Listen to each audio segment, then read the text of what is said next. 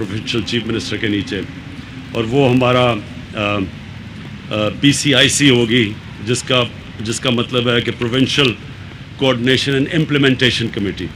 उसका मतलब ये है कि जो भी हम अब फैसले करेंगे उनकी इम्प्लीमेंटेशन के ऊपर एक मुसलसल कमेटी चलेगी। इसमें सब स्टेक होल्डर्स होंगे और पाकिस्तानी फ़ौज का इसमें बहुत बड़ा रोल है, क्योंकि ये जो सफाई करनी है और ये जो फ्लड्स के अंदर इनकी बहुत बड़ी हमें हेल्प की ज़रूरत होगी।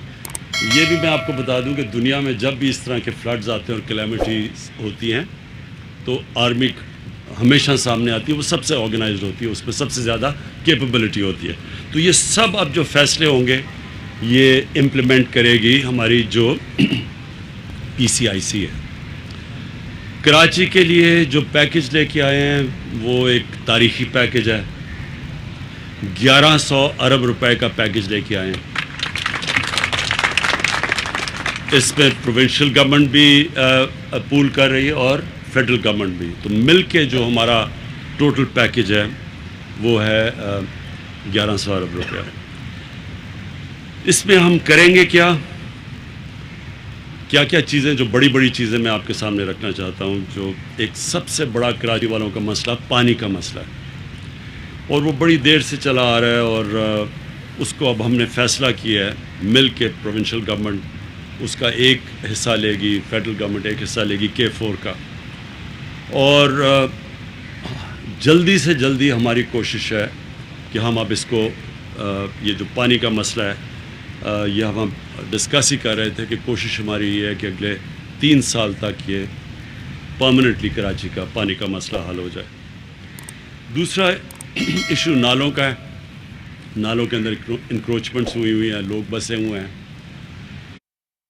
तो ये भी हमने फ़ैसला किया कि जो हमारी NDA में है वो नाले साफ़ करेगी, और वो कर रही है, अभी भी शुरू कर रही है।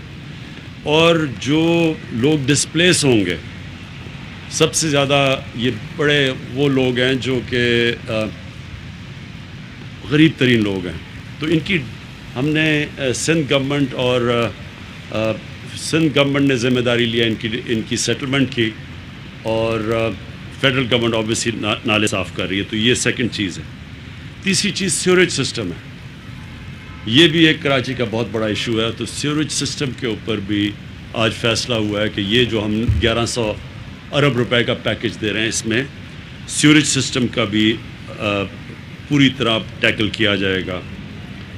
फिर जो सॉलिड वेस्ट है ये एक बहुत बड़ा इशू है, जिस तरह आप सब जानते हैं कराची में। तो इसके ऊपर भी अब फैसला हो गया है कि ये इसी 1100 अरब रुपए में कराची के जो सॉलिड वेस्ट का इशू है ये भी एक ही दफ़ा हम अब इसको टैकल करें और इसका पूरा एक सिस्टम बनाएं। ट्रांसपोर्ट, कराची का ट्रांसपोर्ट का इशू है, जिसमें जो कराची सर्कुलर रेलवे है ये इसके ऊपर भी अब हमारा फ़ैसला हो गया कि हम अब कराची का जो सर्कुलर रेलवे है ये भी हम इसी पैकेज के अंदर कंप्लीट करेंगे। और फिर सड़कें हैं कराची की, BRT की मुख्तलिफ लाइन्स हैं, ग्रीन लाइन और जो भी बाकी लाइन्स हैं, ये भी आज हमने जो तय हो गया हम सब का कि ये कराची के ये भी इश्यूज़ अब जो ट्रांसपोर्ट का इशू और जो सड़कों का इशू है ये भी हम अब पूरी तरह हल करेंगे। तो एक तरफ कराची के लोगों को बड़े मुश्किल हालात से गुज़रना पड़ा है, लेकिन हुआ इससे ये है कि जो सारी जो चीज़ें नहीं होती थी कराची में वो हमने इस कमेटी के ज़रिए, पूरी कोऑर्डिनेशन के ज़रिए फ़ैसला किया कि हम अब हल करेंगे। देखें, ये इम्पोर्टेंट आपके लिए समझना है कि कराची के अंदर डिफरेंट एरियाज़ में मुख्तलिफ एंटिटीज़ की जुरिस्डिक्शन है। कहीं कंटोनमेंट्स आ जाती हैं, कहीं फेडरल गवर्नमेंट की कोई प्रॉपर्टी है, रेलवे है, कहीं आ जाती है प्रोविंशियल गवर्नमेंट की। तो वो जो मुख्तलिफ जुरिस्डिक्शन है, इसलिए मुश्किल होता था इम्प्लीमेंटेशन का। अब ये जो हमारी PCIC बन गई है, इसका मतलब कि सभी स्टेक होल्डर्स एक ही जगह पे आ जाएंगे और फैसले आसान होंगे, रुकावटें दूर होंगी। तो जो इम्प्लीमेंटेशन, असल चीज़ तो है इम्प्लीमेंट करना। प्लान्स बन जाते हैं, इम्प्लीमेंट नहीं होता।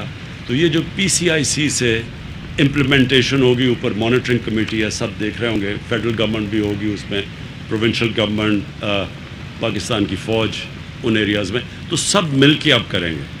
तो मुझे ये उम्मीद है कि ये जो एक बड़ा مشکل وقت کراچی کے لوگوں نے گزارا ہے، اس سے یہ ایک بہتری اب نکل آئے گی کہ وہ جو پینڈنگ مسئلے تھے کراچی کے وہ انشاءاللہ اب ہم حل کریں گے۔